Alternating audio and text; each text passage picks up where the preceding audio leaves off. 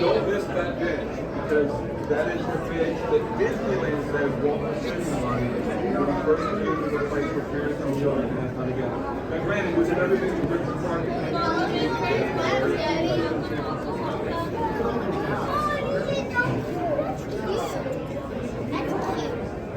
Daddy, we gotta get in there, Daddy. We're about to start.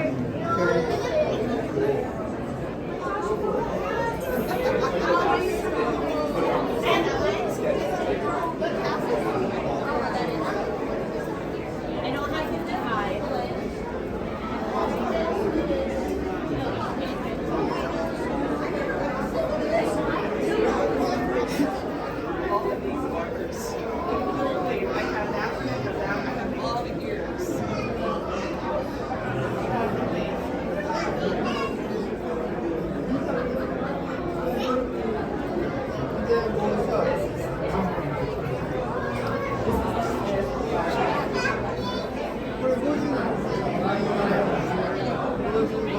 I like this evolution.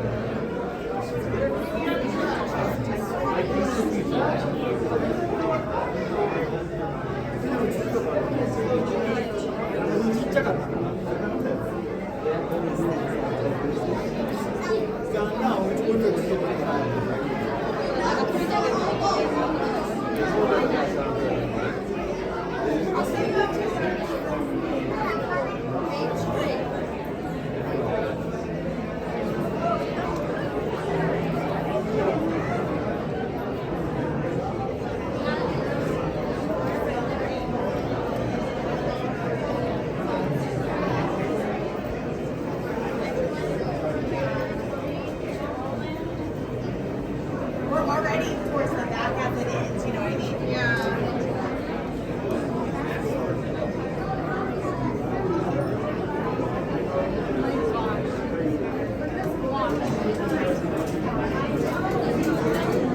I have one like that.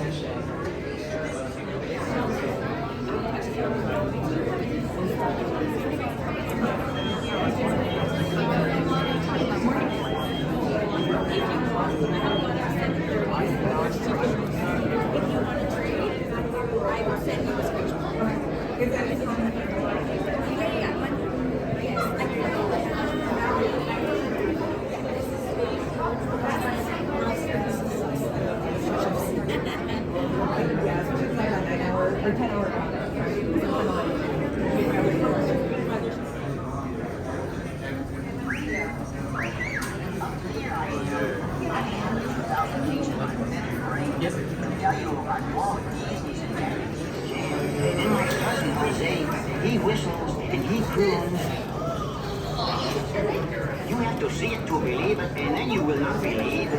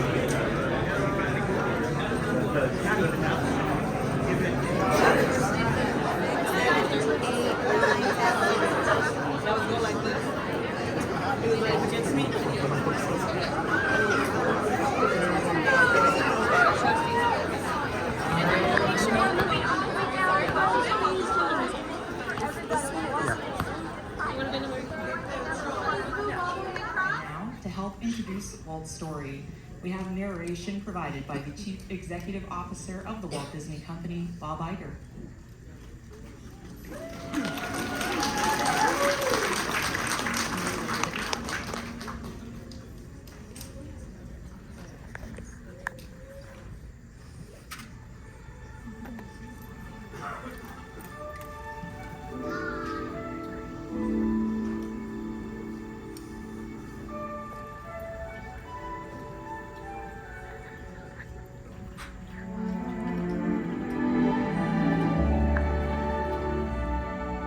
They say that Hollywood is a town built on dreams, and one of its greatest dreamers was Walt Disney.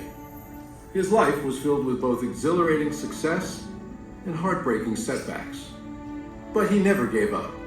He just kept moving toward that great big, beautiful tomorrow.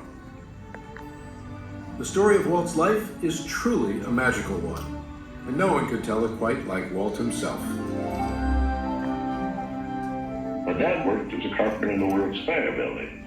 He eventually ended up in Chicago as a contractor, and he was doing that when I was born, December 1901. But my dad made some money as a contractor, and he wanted to get back to the farm. They finally ended up buying his farm in Marceline, Missouri. It was a beautiful farm, but it was not the kind of farm to make a living on. Things got pretty tough on the farm, and my dad had a sickness. So my dad sold the farm, took the money, and went to Kansas City. And my dad bought this Kansas City Star route. And they gave me a route. I was about 9 or 10 when I started that. In winter, we'd go out at 3:30 in the morning right after a blizzard, or in a blizzard, or in pouring rain. It didn't matter. I did that for 6 years. It was tough. The constant hardship took a heavy toll on the Disney family. One by one, the children began to leave home. And one day, Walt woke up to find his best friend, his brother Roy, had gone as well. So Walt did something that he would do throughout his life when things got tough. He took a chance. My brother had joined the Navy, so I wanted to join it. Well, I was still a year too young. I was 16. Finally, this kid come in to me very excited. He said, "There's something just forming here that you and I can get in." I said, "What is it?" He said, "An ambulance unit." I was in Paris, 3rd of September, when Pershing pulled out.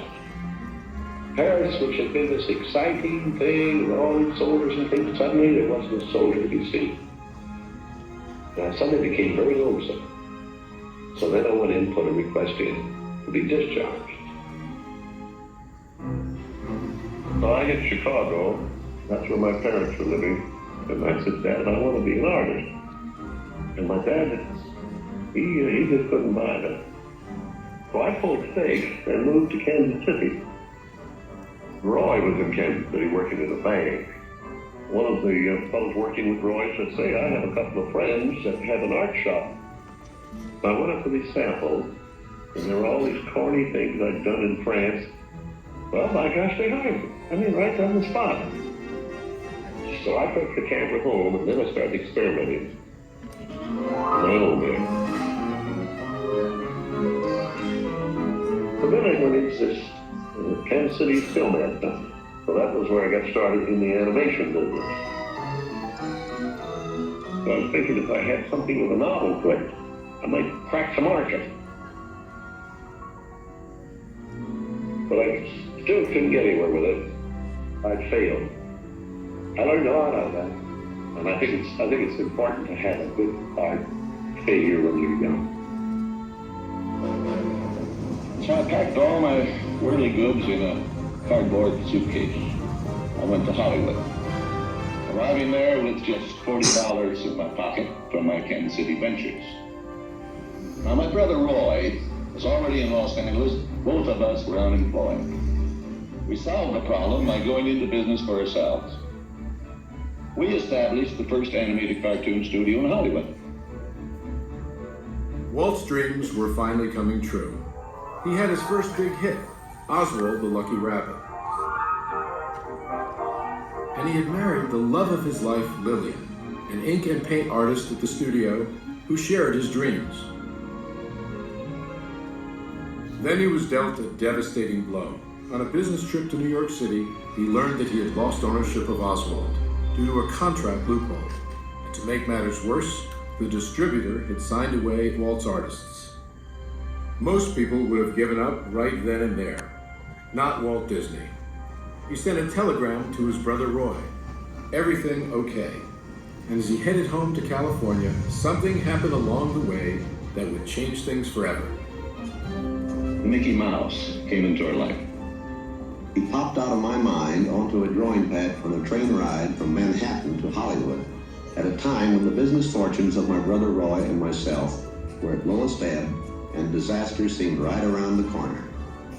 His first actual screen appearance was at the Old Colony Theater in New York in Steamboat Willie. He was the first cartoon character to express personality, and I thought of him from the first as a distinct individual. I did the voice. Hang on, pal. Here we go.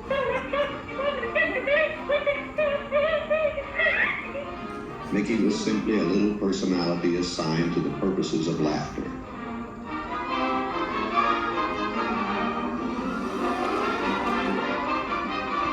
Mickey fitted the need exactly. He brought in the money which saved the day. He enabled us to explore our medium, and he paved the way for our more elaborate screen ventures.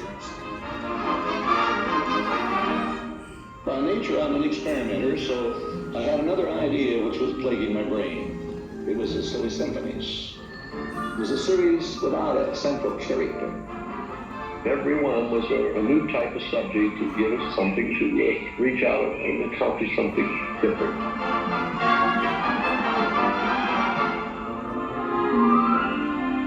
Then we started distributing both Mickey Mouse and the Silly Symphonies.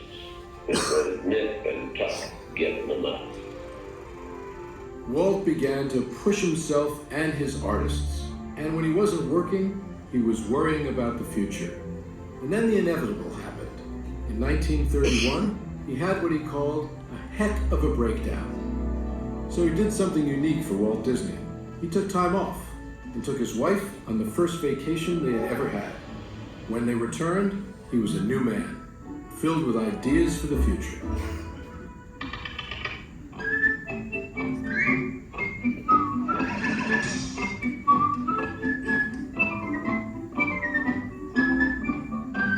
I saw the handwriting on the wall there. It was a short subject. It's just a filler on any program.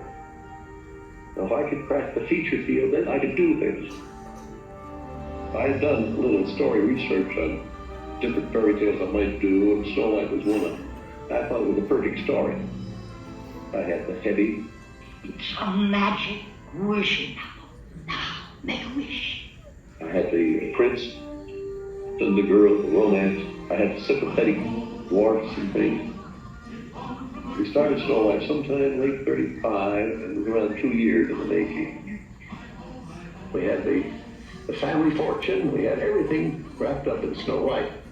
In fact, the banker, I think, was losing more sleep than I was. We had a big premiere at the Cosmic Circle Theater, big, grand Hollywood premiere. All of Hollywood brass turned out for a cartoon.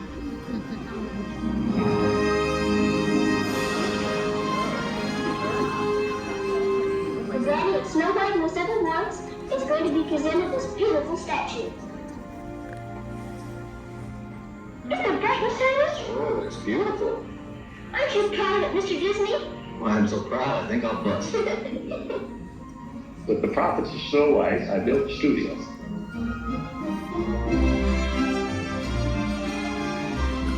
Two years later, I was almost broke.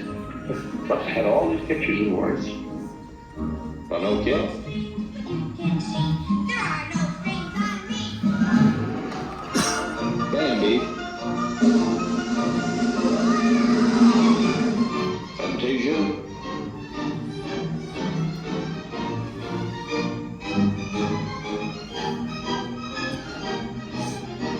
But that was when the war came.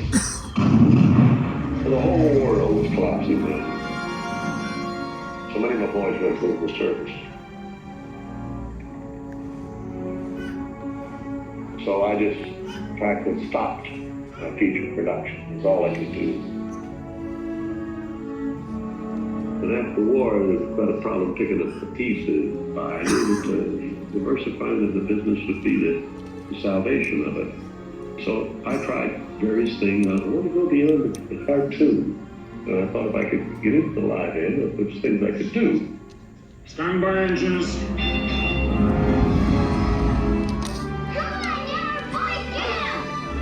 Not bad, eh, Charlie? Let's open her up and see what she'll really do. I wanted to look different types of things that I could fall on my nose with one of these pictures, but I had another one right behind it that would hit. After a long concentration on live action and cartoon films, we decided to try something that would employ about every trick we learned in the making of films. We would combine cartoon and live action in an enormous fantasy, Mary Poppins. As the original Mary Poppins budget of $5 million continued to grow, I never saw a sad face around the studio. Even my brother Roy was happy. This made me nervous. And a horrible thought struck me. Suppose the staff had finally conceded that I knew what I was doing. Once again, Walt Disney had created storytelling magic to reinvent family entertainment. But even then, he wasn't finished. He had a bigger dream in mind. Well, it came about when my daughters were very young, and Saturday was always Daddy's Day with the two daughters. So we'd start out and try to go someplace with, different things, and I would take them to the merry-go-round, and I took them different places, and as I'd sit there while they rode the merry-go-round, did all these things, I felt that there should be something built, some kind of an amusement enterprise built where the parents and the children could have fun together. So that's how Disneyland started. Takes a lot of money to make these dreams come true. And we had everything mortgaged, including my family. Started with many ideas, threw them away, started all over again. Eventually it evolved into what you see today as Disneyland. But it all started from a daddy with 2 daughters wondering where he could take them, where he could have a little fun with them too. The park means a lot to me in that something will never be finished, something that I can keep developing and adding to. Not only can I add things, but even the trees will keep growing. The thing will get more beautiful every year. And I knew that if I did anything like the park, I had to have some sort of a medium like television to let the people know about it. The world is a carousel of color, history, comedy, fantasy. There's drama and birth, there's old Mother Earth, with all of her secrets to see. The miracle of imagination, the marvels of earth, sea, and sky. These wonders untold are ours to behold in the funny world, the sunny world, the wonderful world of And now your host, Walt Disney. Today, I want to share with you some of our ideas for Disney World. Here in Florida, we have something special we never enjoyed at Disneyland, a blessing of size. There's enough land here to hold all the ideas and plans we could possibly imagine. We know what our goals are, we know what we hope to accomplish. And believe me, it's the most exciting and challenging assignment we've ever tackled at Walt Disney Productions. Throughout his storied career, Walt never gave up, despite the many challenges along the way. For his visionary work, he received hundreds of awards from all corners of the globe, more Academy Awards than any individual in history, and the Presidential Medal of Freedom for a lifetime of inspiring others. He created dreams that live on today for millions around the world. But with all of that, when asked to name his greatest reward, Walt's reply was surprisingly humble.